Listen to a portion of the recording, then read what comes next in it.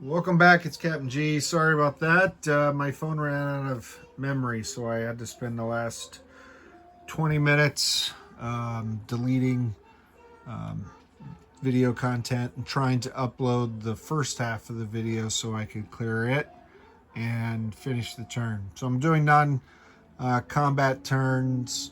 I'm landing all of my bombers and tacticals here in Kyiv. These two are the ones that took place in the Battle of Belgrade. 1, 2, 3, 4, 5, 6 is their movement, plus 1 for the airbase. They can't quite make it all the way back because they had a longer leg to go. And then for these guys, same thing, coming out of this Odessa, it's 1, 2, 3, 4, 5, 6, and one more 7. So they're going to be landing in the mud, and hopefully it won't be mud next turn. Cross of Iron soundtrack playing in the background if you can hear it. All right, and if you move over the water here or in the Baltic, it counts as 4. So they could have gone 4, 5, and then they couldn't get back 6, 7. So they wouldn't have made it this far. So flying over land was actually the better path. All right, let me finish my non-combat moves. Let me jump up here to the north, and I'll work my way north to south and try to finish this up. So this growing partisan presence, destroying bridges, crossing the bridge, is intolerable. So Bush is going to move most of the 18th up to Rozenki, and that will try to squash the partisans because he's moving up a ton of forces, and I'll give the breakdown to Flak 88. But there's at least 13 infantry, and in partisan roles you add 1 for every infantry in the zone, and with 13 they're always going to fail. So 13 infantry, armor, artillery, and AA up there in supplies. So this bridge was undamaged. Got to fill in for Vilna when these guys went over. Got to fill in for Grodno when those guys moved over. So put them there. I like to put them on the marker so I can visibly see. I'm leaving a large force here to cause these guys to fail in case they start attacking down. I'm taking this train with 4 infantry and 2 Panzer Grenadiers up to Kharkov West. So this train is going here, Kharkov West, 2 Panzer Grenadiers, and I'll make a task force marker off camera for that because I'm also bringing from the German reinforcement zones 6 and 5, so 11 more infantry and 2 trains. Whoops. Up here, and they're going to Kharkov as well. So I'll have 3 trains there with an AA gun.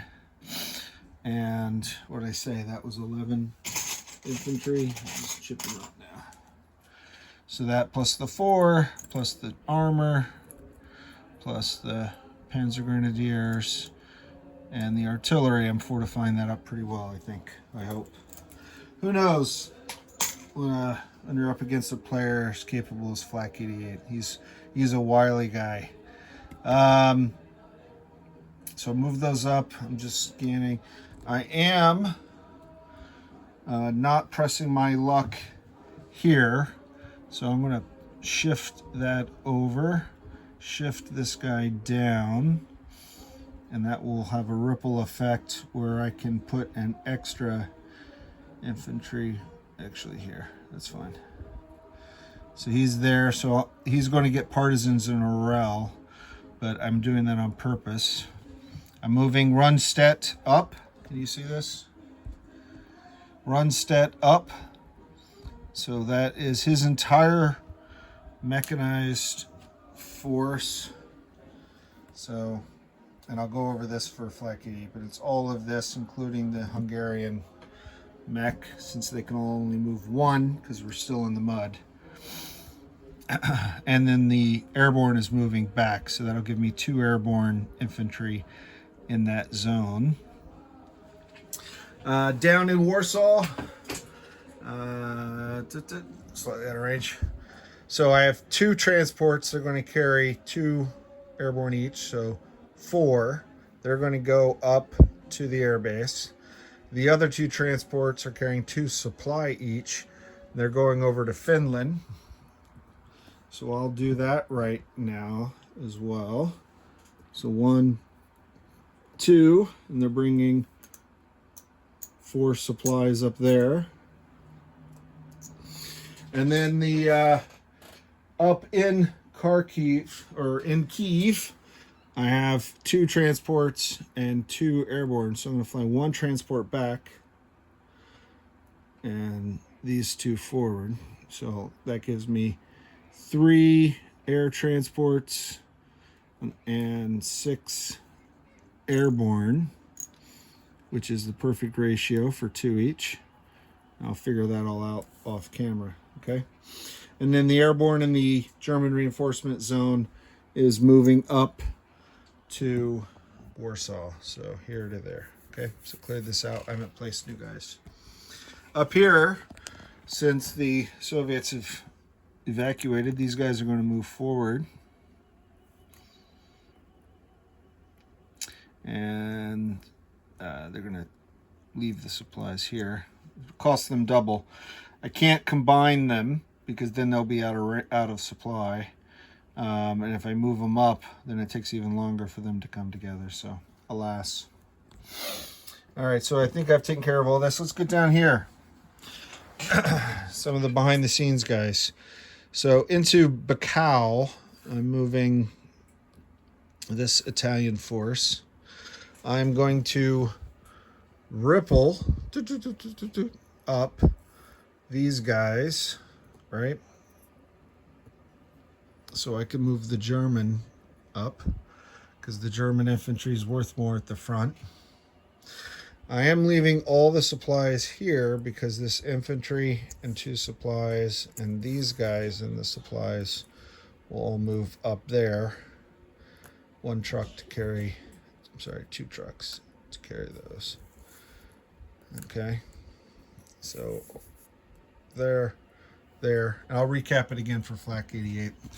I'm just showing you guys the moves. I moved my key trains, so that means these 3 trains are forward. I'm going to move 2 of them, German reinforcement zones 1 and 2, 1 each, and then the other one into this logistics base in Sezgrad that I'm creating. All right, and I think that completes. I just captured this truck. It can only move 1, so I'll move it there. And this guy will cross the river. Oh, he can't cross the river. He can't cross the river. This guy has to cross the river. This guy has to go backwards. There we go. Did you see all that? Okay, so we're just pesky partisans. All right, let's place units real quick and wrap up. Even though this video is only 8 minutes, it's after a 30-some minute. So 6 units, German reinforcement zone. 7 units, German reinforcement zone. I already did the bridges, and these guys are in Budapest. And now for the most important, well, critical for the next phase. The most important was to rescue those guys that were cut off and would have been eliminated. All right, I'll do my SAS forces for Flak 88 as I said, and I also have to pay for all my supplies. I'll take 1 off of every stack. So let me just make sure my supplies are where I wanted them to be.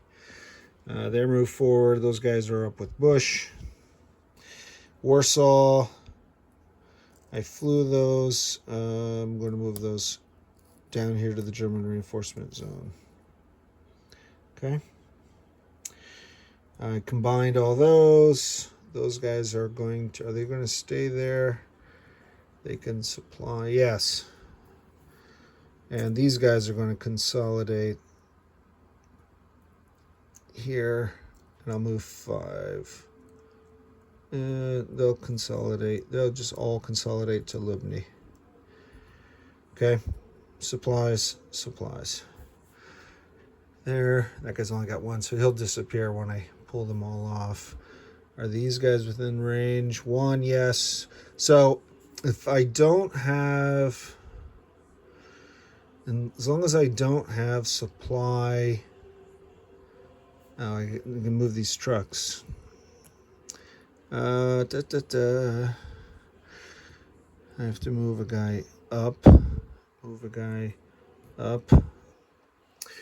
All right. With Runstad, I've got infantry to do all the dominoes, slinky dominoes. I'll do that after. I got to make sure I fill all my zones so I don't have pesky partisans. So I'll do that off camera, so I'm not going to make you do that, and I'll capture it for Flak 88. All right.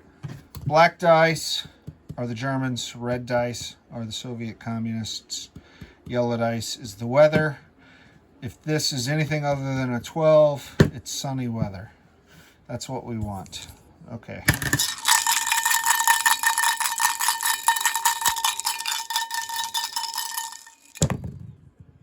Okay, so 1 is sunny weather. 9 is a pretty good number for the Germans, but 12 is too high of a number for the Soviets. So Flak 88 gets the initiative, sadly. So that means my efforts here to destroy these supplies weren't enough. They can counterattack, and those guys are gone. They'll get to defend. They will get to defend because they're not in the mud. So, but that's not good. All right, for Flak 88, this is Captain G signing off on part 2 of this video. Over and out.